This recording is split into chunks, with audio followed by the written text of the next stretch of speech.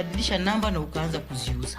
Ndio uliibiwa? Mimi bado ibiwa nduzi. Kijana yako alikwambia aliibiwa na nani? Ngo yele sikuwa na pen. Na hii pen. Pen. Apiko. Ndio tukapata wewe anatengeneza number plate, anabadilisha, anauza. Tembea polepole na mwendo wa haste ukienda nyumbani. How can pikipiki swim like a fish? Ilienda kwa mtu ikaenda ikiduguruma tu. Mzee, Bindio nilisema mvua inyeshe wakati ile uko kwa barabara. Si wewe ulisema kwani wewe ni nyesaye, ubenyezao wale mbuli.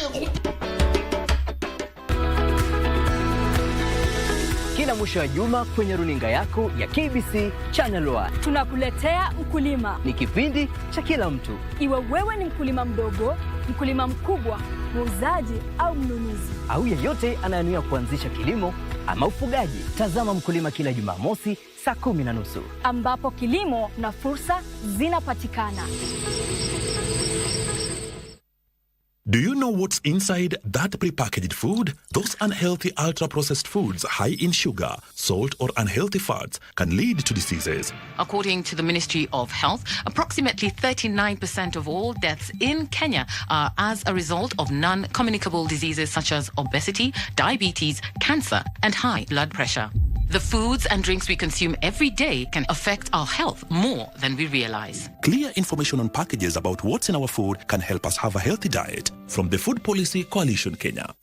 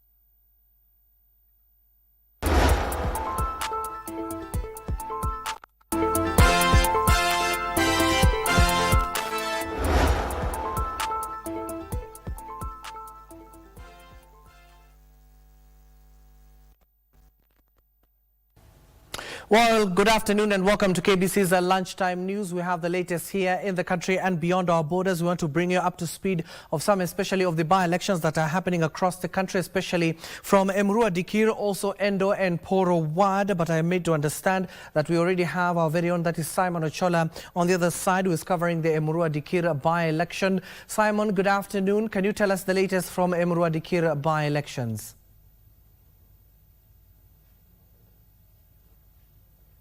Well, good afternoon, Hashim. Indeed, we are in Emurua Dikirr, where I'm standing right now. We are at Soget Comprehensive School. That is a Sogeta polling station. This is a station where the DCP candidate Vincent Kibet has just cast his vote. And of course, after casting his vote, he had a number of issues that he raised.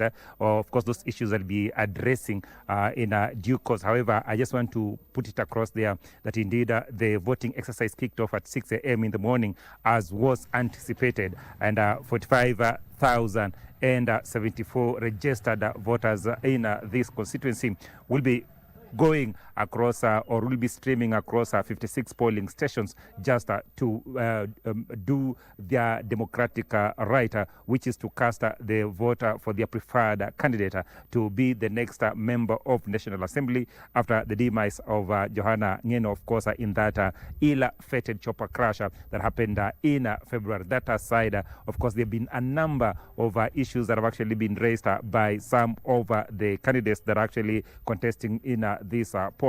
The DCP candidate Vincent Kibet, I've just talked to him a few minutes ago, and what he's actually raising, he's saying that some of his agents, and especially in Chelelme polling station, were actually locked out of that polling station. And he says he's actually registered his displeasure with those actions to the IEBC in the morning. And he says that some of his agents were also attacked and assaulted. And he claims that he's actually reported the matter to the police. He's asking members of the public to maintain peace, but also those that have actually been registered as voters to come out in large numbers and exercise their democratic right, which is to vote for their preferred candidate in this by-election. So far, the information that we're actually getting is that between 30 and 40% of the registered voters in this constituency have actually turned up to cast their vote. But the number of a number of candidates that I've actually spoke to are projecting that chances are that about 70% of the 45,074 registered voters in this constituency will actually come up and cast their vote.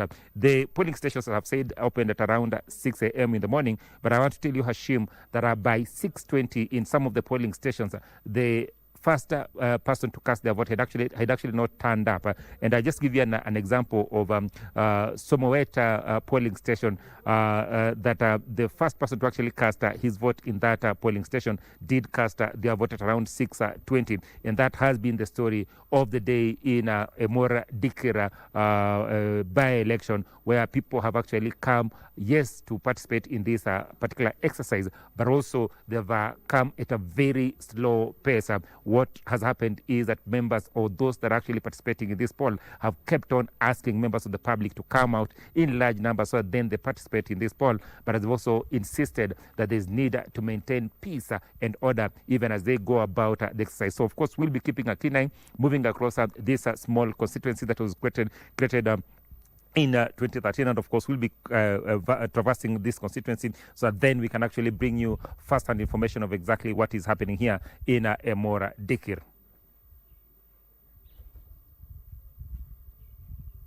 Thank you so much. That is our very own Simon Achola just keeping tabs on the Emurua Dikirr by-election. We've just heard from him. There was low turnout, but they still have 4 more hours to ensure they have their say in electing the next member of parliament. We're covering that as well as Poro and Endo Ward, and we'll be keeping you updated with the results from the ground as and when they are reported.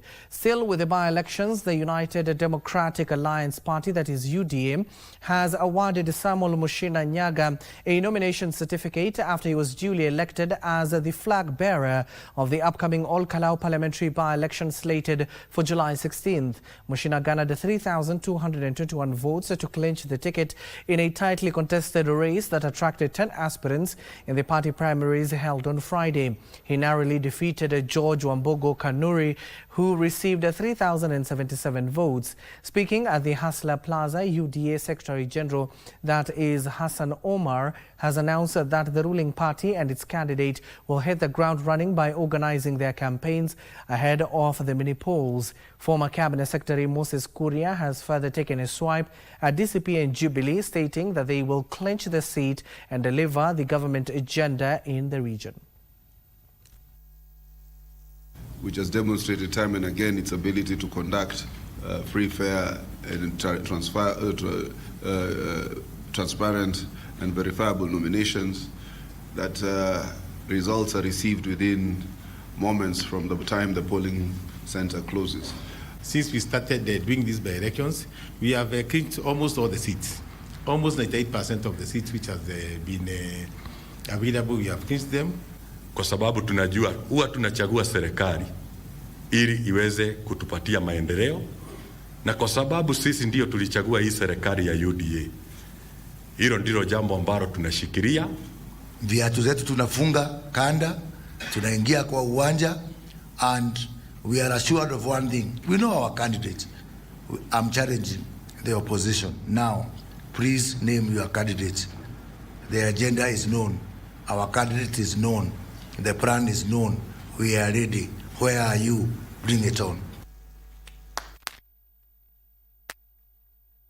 Now that is all about the by-elections, and now we are focusing on the Gachagua impeachment, where the DCP party leader, of course, has been seen in the corridors of the Milimani Law Courts, and we wanted to look at that particular story. We do hear our very own, that is Ruth Wamboi, will be talking to us in just a few hours, and when we get a hold of her, she'll be just updating us on how the case is progressing. But for now, I do hear that we do have a Ruth Wamboi. Ruth, good afternoon. Okay.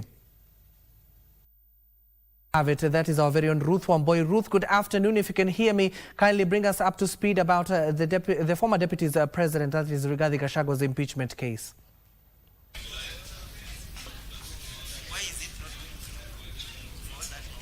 No.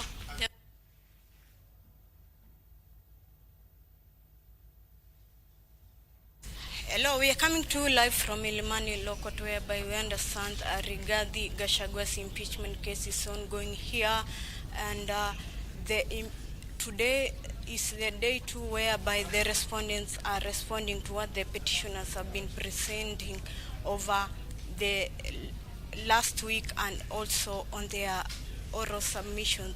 They said that the petitioner was not duly eliminated from the office, but they want some of the things that he wants to be responded to in his final submissions. And today, when the hearing came on, we heard that the respondents have said that they want the petitioner to have him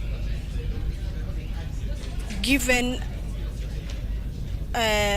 damages for his removal from office, among other issues. And today, submitting to the office, Dr. Mudhomi Thiankolu put thoughts on the cardiologist Dan Gikonyo presentation yesterday, and he said that the doctor just presented a movie, an entertainment show, just to please the public, and that there were no logical or legal redress to the public. So he wants that all those things, the court to quash all the things, and to have me just to give a matter, because you're having a short lunch break before the 3-judge bench comprising of Dr. Eric Ogola, Anthony Murima, and Frida Mugambi come back. I want to get one of the view from one of the petitioner, Njomo, to poke hole on one of the issues that has been presented by the good doctor. To join me is Dr. Njomo. What do you term of Dr. Thiankolu's presentation? Well, that is our very own, that is Ruth Wamboi giving us an update on the Gachagua's impeachment proceedings on a Thursday. That is day 2 of this week. The respondents have poked holes in the oral submissions presented yesterday by cardiologist, that is Dr. Dan Gikonyo. Taking the submission stand, Dr. Mudhomi Thiankolu has termed the doctor's testimony as an entertainment fictional world movie where laws are not followed. The respondents say Gachagua avoided a cross-examination, including forging his late brother's will, among other issues. She'll inform us in our subsequent bulletins on how the case will progress.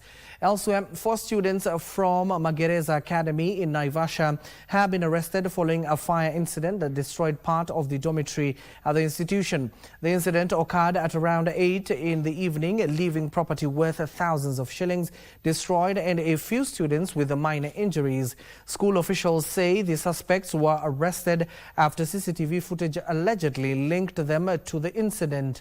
The school board has since closed the institution indefinitely to allow investigations and repairs to continue. Parents have raised concerns over communication and safety at the school, urging the administration not to transfer the financial burden of reconstruction to guardians. The CCTV ran, and it was very clear that the boys were seen there. The dormitory where they stayed, it was damaged. So we cannot congest the students in a very small room for healthy purposes. So that's where we are, the board and all the stakeholders have agreed that we should send the boys home for their safety until we repair the dome. There are so many people who can be the culprits, who might have been the people who burnt the dormitory.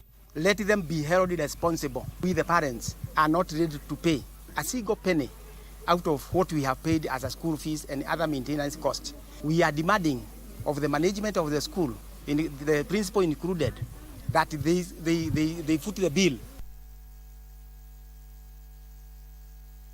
And in other news, Kenyan youth are taking leadership and communication beyond borders through a unique regional initiative by Toastmasters International, dubbed Toastmasters on Wheels. The journey will see 52 members travel by road from Kenya to Kigali, Rwanda for the 2026 conference, an event focused on strengthening leadership, public speaking and regional collaboration across Africa.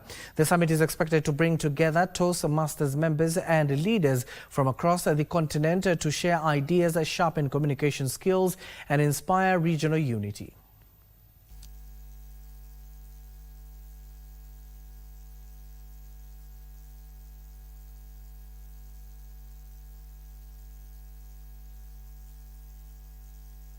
Mahali haufanyi kazi kwa mkono wako, lakini wategemea watu.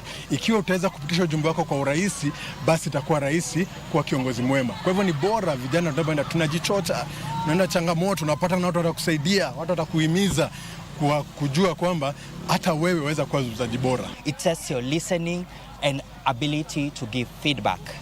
I hope to win that contest, so that's my expectation. Another expectation, of course, is to meet all the Toastmasters in East Africa, that most of whom have not got a chance to meet, so I can't wait to meet them all. It's one of the most crucial events that we hold, as we'll also stage other education sessions, and we have opportunity to invite the government as our partners for these particular events, and also other corporates come together and they want to hear how to use Toastmasters as a tool to help them develop their leaders from within the organization.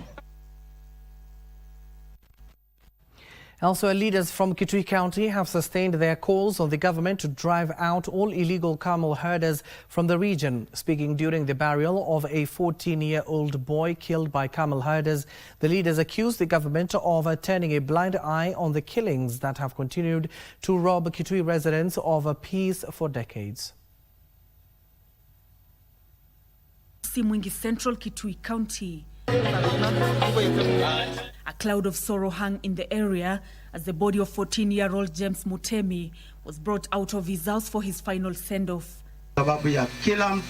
His untimely death laying bare the scars families in the area continue to nurse as a result of constant attacks by camel herders from neighboring counties.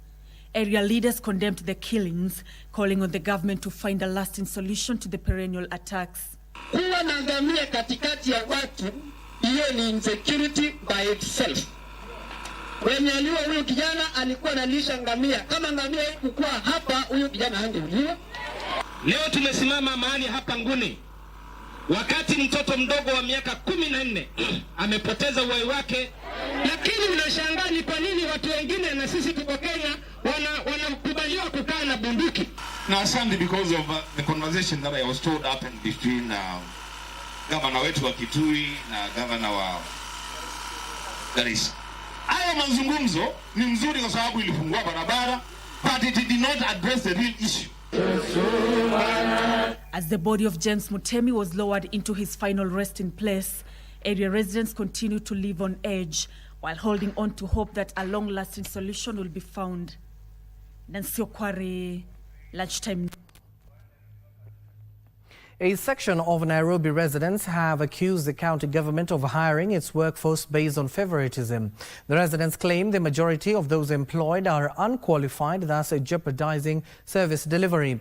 Led by the Director Center for African Progress, Abdiaziz, the residents faulted the county leadership for allegedly failing to ensure competent personnel are in office. The residents also decried the inability of the county government to address the transport menace in the capital.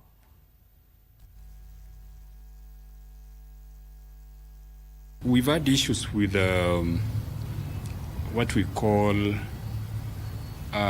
dishing out of senior positions within the county to people under lack of what we call meritocracy. For example, during campaigns, if you work closely with a particular candidate and he gets to win, they don't care whether you qualified or not. That is why you've seen some guys being given very senior jobs within the county and they're running around like clowns, comedians and content creators instead of serious fellows who can deliver for the county. The issues which Nairobians think rank very high when it comes to, what they'd like to see the leadership address. Nairobi has a number of challenges. Talk about corruption, talk about flooding, which is of course a function of poor drainage. We have an issue of jobs. We have an issue of transport. Talk about garbage, and so many other issues which Nairobians of course come out to complain about every single time there's an election. Police in Nyanyuki town have destroyed over 2,000 litres of illegal liquor as the government heightened the fight against the illicit alcohol trade. Some of the seized brews were part of court exhibits in recently concluded cases. Deputy County Commissioner, that is Patrick Muli, says that the operation also included the disposals of 12 crates of expired, albeit legally produced beer. Muli has since urged consumers to exercise caution while purchasing alcoholic beverages.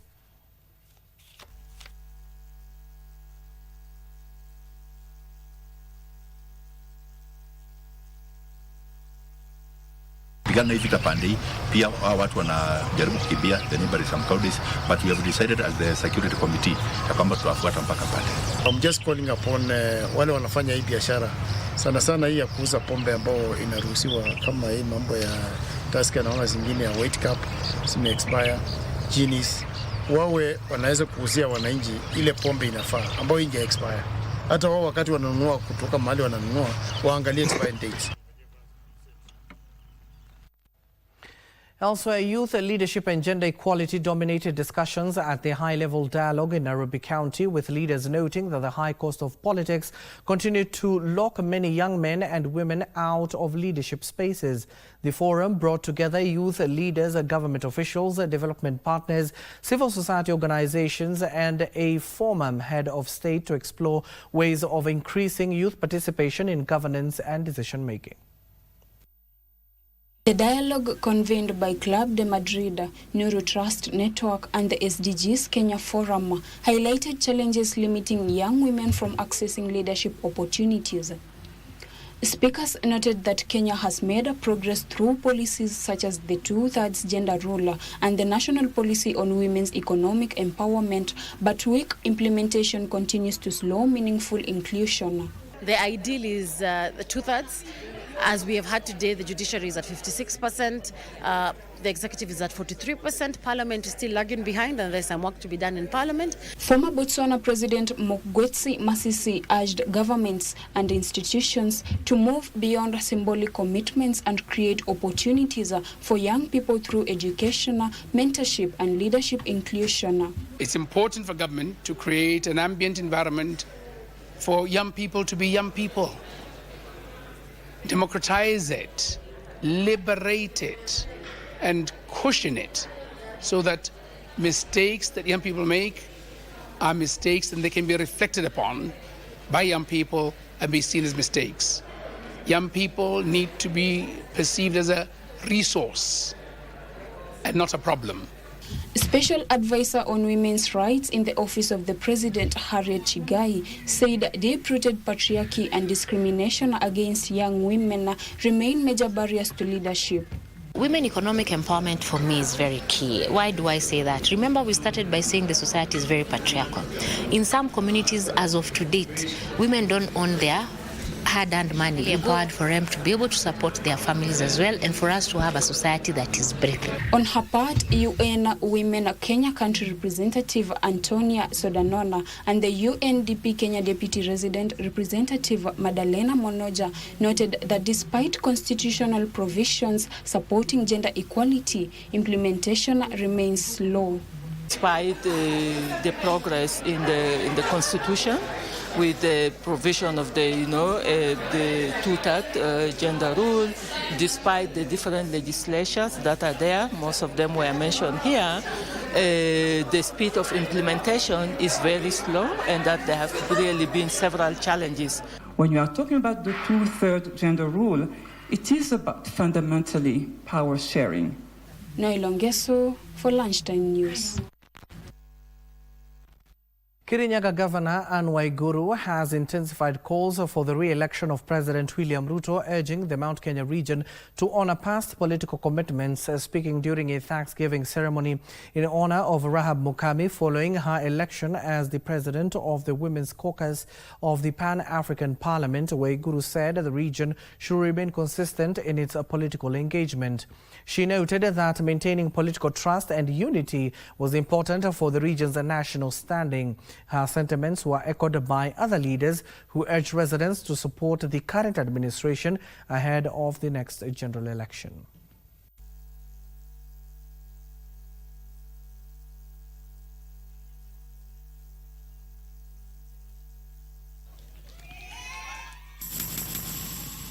Kazi ya William Samoei Ruto inaongea, Nyeri haiongei. Kazi ya William Ruto inaongea, haiongei. Bas, tumechagua President William Ruto akuwe anazunguka akifanya siasa ama akifanya kazi. Nyinyi mnataka siasa ama kazi? Wangapi wanasema wanataka kazi? Sisi nataka kumwombea William Samoei Ruto kura zake za 2 term. Tumalize na yeye term ngapi? Hatutaki siasa ya matusi na hatutaki siasa ya vita. Tunataka kila mtu akuje asimame Nyeri, aseme vile atasaidia watu wa Nyeri. Wacheni tufanye siasa ya maendeleo. Tusifanye siasa ya kutenganisha Wakenya. Tufanye siasa ya amani na tusifanye siasa ya ukabila. It is exactly 25 minutes past the hour. We need to take a short breather. When we'll come back, we'll tell you more news making headlines at this hour, including business and sports.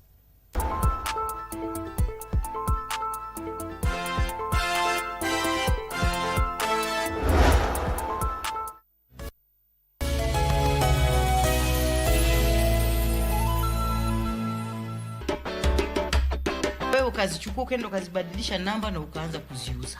Ndio liibiwa? Mimi bado ibiwa nduzi. Kijana yako alikwambia liibiwa na nani? Ngo yele sikuwa na pen. Na hii pen. Pen. Apiko. Ndio tukapata wewe anatengeneza number plate, anabadilisha, anauza. Tembea polepole na mwendo wa haste ukienda nyumbani. How can pikipiki swim like a fish? Ilienda kwa mtu ikaenda ikiduguruma tu. Mzee, bindio nilisema mvua inyeshe wakati ile uko kwa barabara. Si wewe ulisema kwani wewe ni nyesaye, ubenyesaye wale mbuli.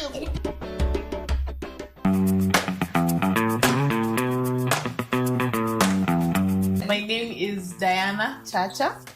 My name is Bryce. We met almost 20 years ago. Both of us were born and bred in Kisumu. Nikabaki Kisumu, tukapoteleana. Do you know his pick-up line ilikuwa nini? Ilikuwa? Ati umekuwa mkubwa. Kukakuwa na lockdown, hakuna kutoka. Huko irudi kwako. I'm telling you, wait. Aki, it's my dad watches this interview. Atajulia hapa. Atajulia hapa. Mr. Chacha. Makose There's a story that I saw you posted the other day concerning your son Jasiri. Yes. He's turning 4. He's turning 4. Yes. But bado hajakuwa na speech yake. How is that affecting you as a couple? I have faith that it will, everything will be okay.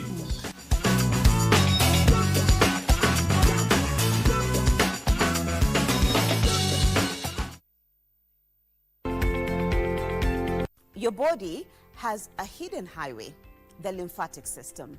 Tiny part of our circulatory system where exchange of fluid happens between the arteries and the veins. That is where the lymphatic system picks its work. It carries infection-fighting cells and removes waste. Any compromise to the lymphatic system at any level can now lead to the retention of that fluid, which now in turn keeps that lymph swollen, hence lymphoedema. Nilianza kutafuta matibabu kwa hospitali baada ya kuduanga asubuhi nikiamka Ninaona kuna mabadiliko ya mguu mmoja hautoshani na mwingine.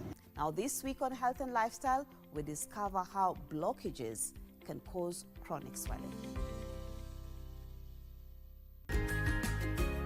This show will celebrate your creativity, your talent, and all the fun things you love to do. My name is Jordan Mwangi. I'm an ex-world scholar. My hobbies are playing basketball, playing football, and reading books. And today's book is The Best Thing Ever.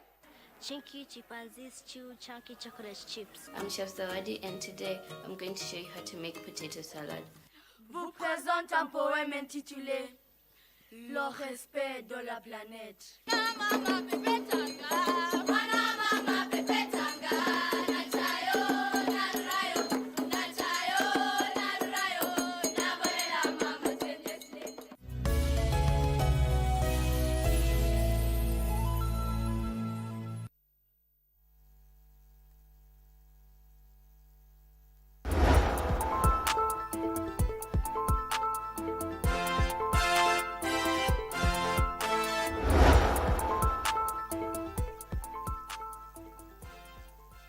Welcome back and thank you for staying with us. Now, the export of live reptiles from Kenya has increased more than tenfold over the last decade. This is according to a new peer-reviewed scientific study raising concerns over the conservation, animal welfare and public health. Researchers say that more than 870,000 live Convention on International Trade and Endangered Species of Wild Fauna and Flora listed among animals reported as captive, bred or ranched were exported from Kenya between 2013 and 2023, with reptiles dominating their trade. A new study is shedding light on Kenya's rapidly expanding wildlife trade industry, with live reptile exports rising sharply over the past 10 years. Researchers found that annual reptile exports increased from just over 8,500 animals in 2013 to more than 86,000 in 2023. Dr. Patrick Mwinde, a research manager at Wild Animal Protection, noted that the report analyzed international wildlife trade records and documented 886 CITES exports records involving 28 wildlife species between 2013 and 2023. Kenya reported 886 individual records of captive bred and ranched CITES listed specimens, representing 28 taxa across 9 orders. Most export records were for reptiles, that is 721 records, which composed 81% of the total records. And this is the female. You see hapo hakuna hag nyuma. Reptiles accounted for 81% of all export records and nearly half of all live animals traded. Most exports were destined for markets in North America, Europe, and Asia. This upward trend was primarily driven by reptile exports, which nearly doubled over the same period, from 45 records in 2013 to 88 records in 2023. The study also cites seizure evidence suggesting illegal trade in pancake turtles is still ongoing despite the species facing serious conservation pressure. And basically this means if species under this category, it is near to be vulnerable, and in the near future the numbers are projected to go down. Tennyson Williams, Africa Regional Director for Wild Animal Protection, raised concerns about animal welfare, biosecurity, and the possible spread of zoonotic diseases linked to the global wildlife trade. The report comes as Kenya reviews its wildlife laws under the proposed Wildlife Conservation and Management Bill 2025. Our position on wildlife trade is very clear. Whether legal or illegal, it really doesn't matter. And the reasons are very simple. We have concerns related to animal welfare. We have concerns related to health risks. And we also have concerns that are conservation related. Wild Animal Protection is now calling for stricter oversight of captive breeding and ranching operations, improved animal welfare audits, and stronger disease surveillance systems. More than ever, Kenya needs to provide that leadership that will ensure that wildlife belongs in the wild, remains in the wild, and be allowed to thrive in the wild. The organization is also urging importing countries to reduce demand for exotic pets and luxury wildlife products. For KBC Channel 1, I am Teresa Mutai. Now, a quick look at what is happening across the devolved unit. Residents of Mandera town has staged demonstrations following the killing of 6 people in a deadly ambush along the Arabia-Mandera road. Now, elsewhere, health services across Embu County have been crippled after health workers commenced their strike over delays in disbursement of salaries by the county government. For this and more is in our county's news roundup. Mandera town residents staged demonstrations marching through the town demanding action from security agencies and calling for the removal of Jubaland forces reportedly residing in Omar Jilo, whom some residents accused of being linked to the tragic shooting incident. Their continued presence has escalated fear among residents, disturbed peace, undermined public confidence in national security institutions. Meanwhile, health workers in Embu County have downed their tools over delays of their monthly salaries, stagnation and non-remittance of their statutory deductions. Mfanyikazi wa Embu County hana mshahara ya mwezi wa April na hana tarehe kutoka kwa employer mwenye anafaa kumpea pesa mshahara ya kujipanga kimaisha. Hana ile tarehe, ameambiwa utangoja mpaka tarehe 20. Sasa hata mfanyikazi akiambiwa jipange, atajipanga vipi? And health concerns are escalating in Gatimu village, Limuru town in Kiambu County after an ongoing raw sewage spillage from the neighboring Tilisi estate affecting more than 50 families as the untreated effluent flow through the village, contaminating farms, water sources and surrounding homes. Tumejaribu kuongea nao, we went in peace, lakini tunafukuzwa huko ni kama sisi hata sio watu. So tukajaribu kuongea nao, walitufukuza, hata tuko na videos waskari wakijaribu kusukuma umati, and sasa hiyo ndio niliwaambia sasa hii haiwezekani because tumekuja kutetea haki yetu. Elsewhere, residents of Nyandarua County turned up in large numbers at the Oljoro Rock CDF Hall to represent their views on the 2026-2027 budget estimates during a public participation forum on the proposed finance bill. Na upande wa shule capitation bado tungetaka iongezwe, sababu hata ile bursary allocation ya NCDF ikiongezwa, kuna mahitaji mengi sana ya wanafunzi hapa Nyandarua ambao pengine wakipata usaidizi zaidi wa pesa wataweza kujimudu. Separately, the National Council of Churches of Kenya NCCK Upper Eastern Region has strongly condemned the brutal murder of PCEA clergy in Nakuru County, terming the incident shocking, unfortunate and a threat to the safety of all Kenyans. We are pleading with Kenyans not to allow corruption and tokenism to overrule their thinking, so that they will not elect people depending on who has given what.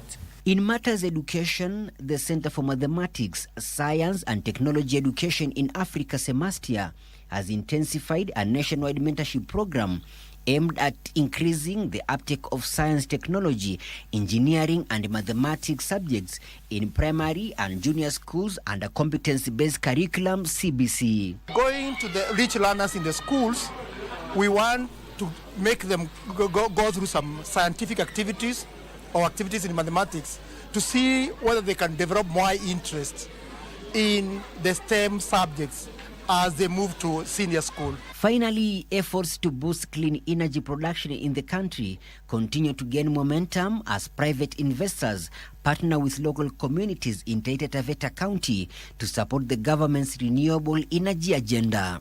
Hatuna moto wa kutosha, lakini huu tunaona ukiletwa vijijini pia utakuwa kupunguza gharama kwa sababu utakuwa unatumia tu jua. Kwa hivyo tunaufurahia.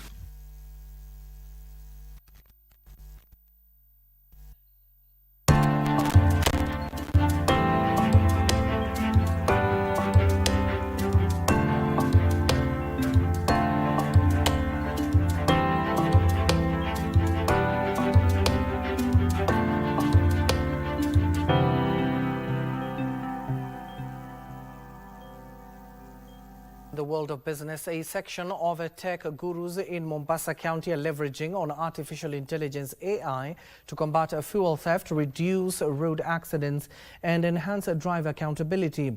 A local digital solutions company working in partnership with the National Transport and Safety Authority NTSA and students from technical colleges have developed modern transport monitoring gadgets that are increasingly being adopted by transporters across the country. The initiative is also creating employment opportunities for young people through technical training and innovation programs linked to the transport technology sector.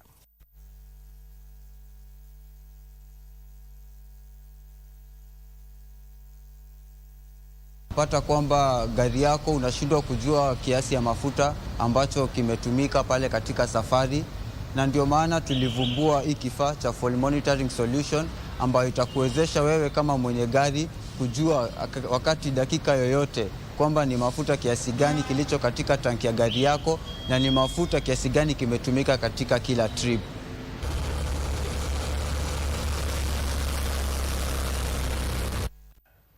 Elsewhere, the International Maize and Wheat Improvement Center is set to release 28 new pearl millet varieties after successful trials. The International Maize and Wheat Improvement Center seed systems specialist Lillian Gishuru says the hybrid varieties are fast maturing, drought resistant and high yielding, with plans underway to maintain streamlining of that particular sector. In the sun-scorched drylands of Kiboko in Makueni County, a forgotten crop is making a comeback into the food systems. The International Maize and Wheat Improvement Center has completed field trials for 28 pearl millet seed varieties. The hybrid varieties sourced from India, Brazil and Europe take 3 months to mature. This crop, as you can see here, has been in the field for 90 days and it's ready to be harvested. So between 3 months, especially in this particular environment, 3 months is adequate for you to get it to physiological maturity. Researchers say the stay green trace of the pearl millet makes the stalks nutritious for livestock, providing a dual-purpose solution for farmers. We are testing for yield and other traits like the panicle length, dual-purpose nature. In that it can also be produced in our area, because previously those good days or those old days we used to grow. Already, 5 companies are in talks to commercialize the millet varieties. We plan to have a bilateral engagement with interested seed companies, so we have about 5 companies visiting here today to just say to what extent can they now co-test, test together with us. I hope I'll get some seeds from the Karo under the multiplication program, and that will get me money in my pocket and do my other business. The trials at Kiboko are part of International Maize and Wheat Improvement Center's larger regional efforts to increase production of pearl millet in Kenya, Tanzania, Zambia and Zimbabwe. Benson Rioba reporting for Lunchtime News. Now, on the international globe, Cuba has completely run out of diesel and fuel oil. Cuba's energy minister, that is Vicente, says that there were limited amounts of gas available, but that Cuba's energy system was in a critical state as a U.S.-led blockade of oil to the country's squeezed supply. Here are the details of this and other stories making headlines across the globe. Italy relies on Venezuela and Mexico to supply oil to its refinery system. However, the two countries have largely cut off supplies since U.S. President Donald Trump threatened tariffs on countries that send fuel to Cuba. Under the U.S. blockade, parts of Havana have been plunged into 20 to 22-hour blackout periods. The minister acknowledged that the situation in Cuba had been extremely tense. Hospitals have been unable to function normally, while schools and government offices have been forced to close. Tourism, an economic engine for Cuba, has also been impacted. Scattered protests against power cuts broke out in Cuba's capital, Havana. Meanwhile, China is expanding its international air cargo network amid rising global trade and growing cross-border e-commerce demand. China has unveiled 70 new international air cargo routes in the first 4 months of this year, as global trade and cross-border e-commerce continue to drive demand for faster logistics services. According to the China Federation of Logistics and Purchasing, 21 new cargo routes were added in April alone, bringing the total number of newly launched routes to 68, alongside more than 160 additional weekly round-trip flights. The new routes mainly connect China to Europe, Asia and North America, focusing on transporting e-commerce goods, high-end manufacturing products, and perishables. Finally, shares of Nvidia, Google parent Alphabet and Apple all closed at record highs amid growing global demand for artificial intelligence technologies. Nvidia maintained its position as the world's most valuable listed company, with a market capitalization of more than $5.4 trillion, as investors continue to increase spending on AI infrastructure and digital technologies. Ndutamo Kami for Lunchtime News.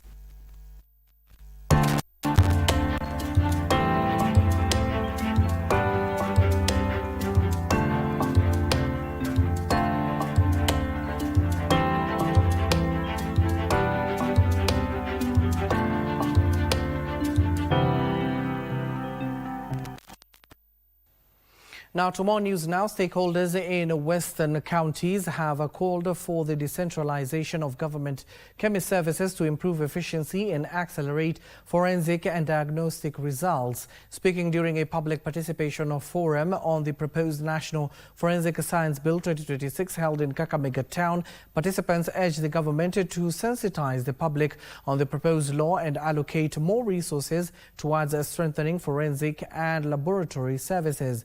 The bill seeks to regulate the provision of forensic services, laboratory services, and the implementation of the Chemical Weapons Convention in the country.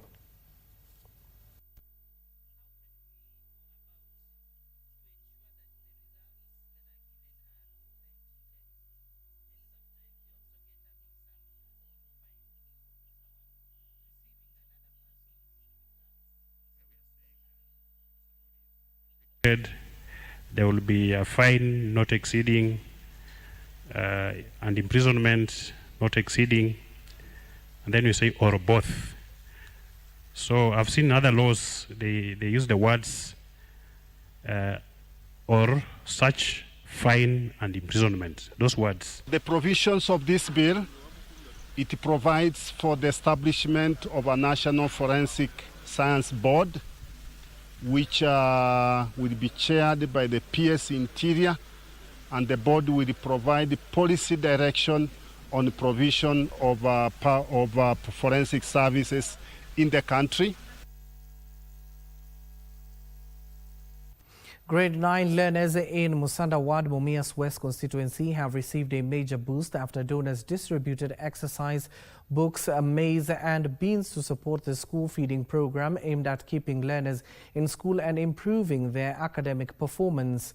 The donors Boniface, that is Ngashira, and John Rapando, through the Ministry of Education, joined calls for the increase in capitation funds for schools, claiming that the current allocation is insufficient for the effective run of the programs and development projects.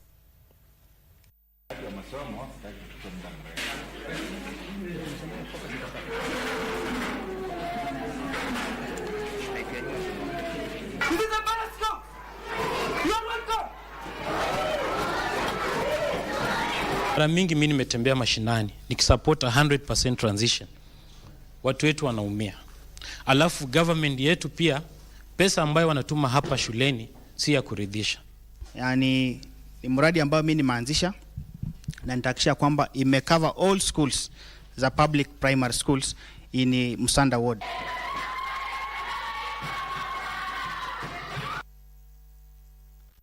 Elsewhere, education stakeholders in Malindi Sub-County, Kilifi County have called for the timely disbursement of capitation to schools to ensure the smooth running of schools. Speaking while on a tour of different schools in the area, the stakeholders led by the chairpersons of Boards of Management BOM at Shomani Girls Secondary School say that schools have been struggling to meet their educational needs due to the delays in capitation disbursement, hence causing unnecessary disruptions in learning institutions where most students are being sent home for lack of school fees.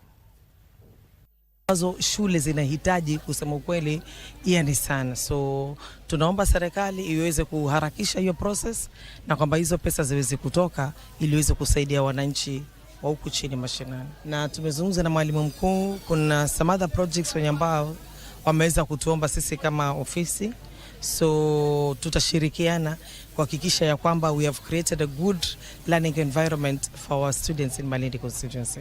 Mambo ya capitation, na wazazi pia tunawahimiza katika responsibilities zao waweze kuzitimiza, na ndio maana tumeweza kufanya maendeleo kadhaa na tumeweza kufanya a lot of progress in terms of infrastructure na even educational standards.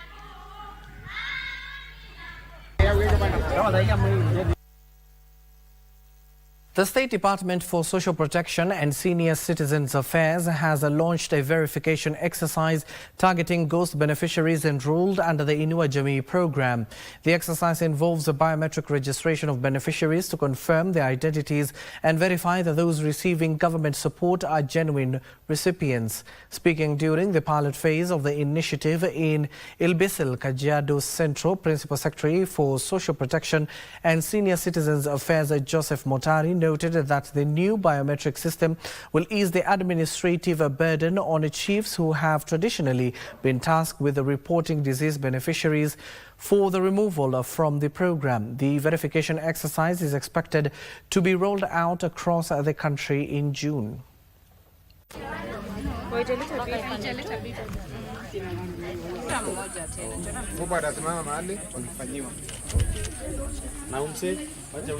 Or not.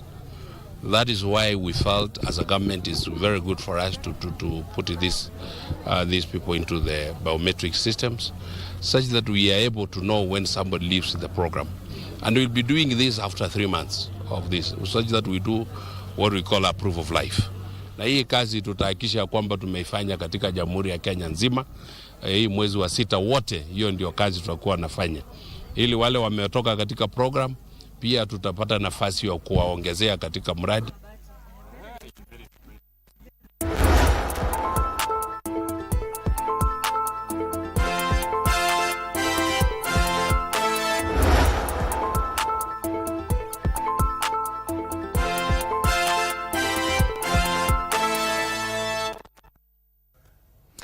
Now finally, here's the latest in the world of sports. National women's under-17 football team Junior Starlets forward, that is Faith Boke, says the team is ready to show an impressive performance as it intensifies training ahead of the upcoming second round qualification match against Uganda.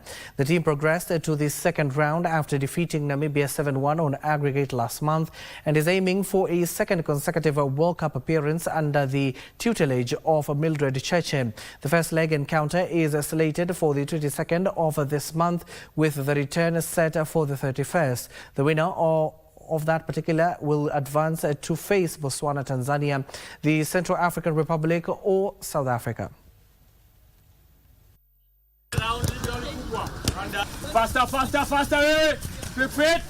Repeat! Repeat! Quicker, quicker, quicker, quicker! Quicker! Faster, faster! Faster! Complete kwanza! Quicker! Inside! Kampu iko poa, watu wako na moral, kila mtu anajituma sababu Uganda sio opponent wa rahisi. Camp is much better. We are training, the team is ready, they are fighting. Qualifying to the World Cup will mean a lot to me because it will continue motivating me and the other girls to work extra hard in order to achieve our goals.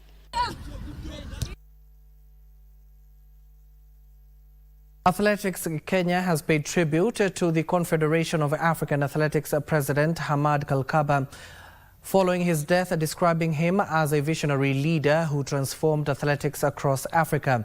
Athletics Kenya President Jackson Tuwei expressed a deep sorrow over Kalkaba's passing and conveyed condolences to his family, Cameroon, the African and global athletics community.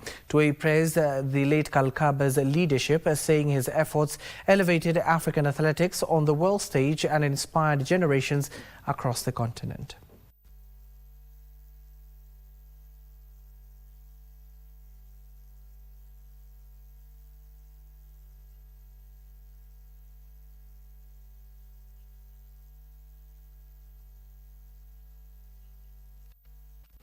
Meanwhile, Thika Sports Club will play host to this year's Kenya Golf Union Chairmanship Prize Championship beginning tomorrow. This was confirmed by the union chairman, that is Chris Kinuthia, after the culmination of the Kiambu Open, which saw Nakuru Golf Club's John Kamasi crowned champion after delivering a composed performance across 3 rounds to finish the tournament on 3 over par 219. Kamasi caddied rounds 72, 75 and a final round of even par 72 to secure the title. Rwanda's Felix Dusabe finished second on 6 over par 222 after a round of 74, 75 and 73.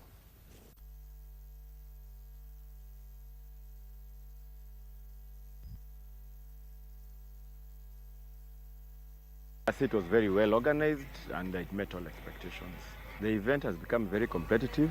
As you are aware, a lot of our top amateurs have turned pro, so there's a way now they can go after they finish being amateurs. So we feel that we are going to expect more competition, more entrants and younger players competing for these tournaments. I knew I was going to win this tournament because it's not the first time to play it's not the first time to play here at Kiambu, because I played with the Kiambu patrons last year, so we used to train here. Edwin Maina is the latest winner of the SportPesa Mega Jackpot after winning 5.2 million Kenya shillings. Maina bagged the cash after correctly predicting 16 out of 17 matches. Speaking after the win, Edwin described the moment as shocking and emotional. He says the winnings will help him complete his unfinished rental units in Mombasa, improve his investments and support the education of his children. Edwin added that the jackpot has given him a new hope and opened up fresh opportunities for his family's future. SportPesa inaweza kupatia mtu matumaini kama hujafaulu pande nyingine, ukitumainia bora usiwe addicted. Investment ya watoto ni vital. Alafu huwa niko na ploti pande za Kamulu huko. Sijamaliza nyumba vizuri, sasa nataka niende nikamilishe vizuri. Alafu niko na mji mwingine Mombasa nikafanye repair, at least na mimi pia nionekane, sio? Concludes our bulletin at this hour. Remember, yesterday Manchester City were able to win their match 3-0 against the Crystal Palace. That means that the Gunners are 79 points, while the Citizens are 77 points. But let's continue to pray. If Arsenal, if you think they're going to lose this particular trophy, pray hard. Let's see what happens. My name is Hashim. The sign language interpreter at the bottom end of your screen is Lucy Mora. Good afternoon for now.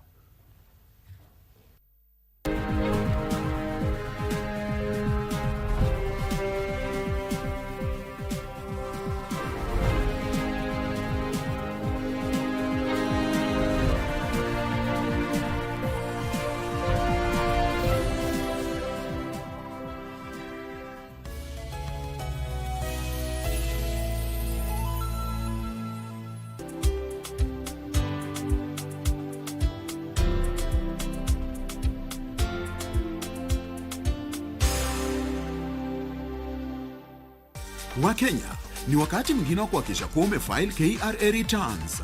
Je, uko rada una challenge yoyote? Usiwe na shaka.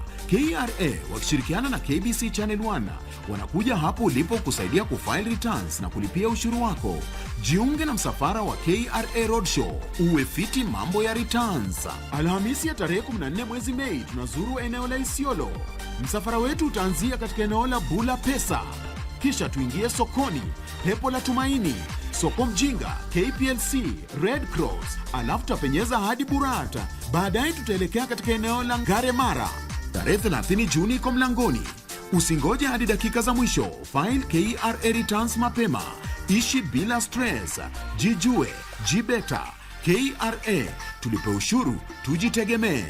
Watasema niko na kichaa. Wewe leo unaona ukinibaia chai. Shika. Kijana mdogo na kushinda na akili. Hivi ndio nataka kusema. Monica, si nilikwambia sikutaki kwa mikutano yangu ya kisiasa? Hashiki simu, hasemi lolote. Yaani kazi yako ni ngumu kweli. Nikusaidia nini wewe? Maisha yangu yamo hatarini. Na nimewaandalia kitu kitamu. Na nileta kwa picha mzuri kama tutakaribisha wageni pamoja. Monica, mimi ndio nataka hiyo kiti, sio wewe. Wewe useme, wewe tulia. Nasikia lilipelea kutoka mapema. Josh, babako atasema nini akisikia hii?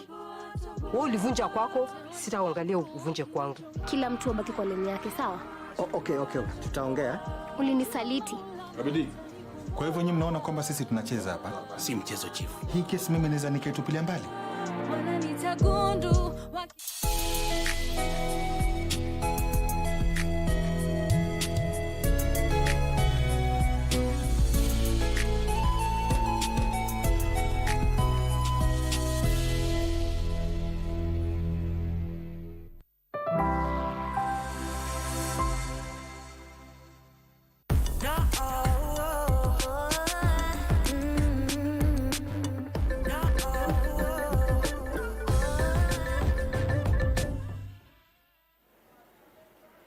Environmental education is not child's play, but sometimes we can approach climate issues in a way that appeals to people of every age.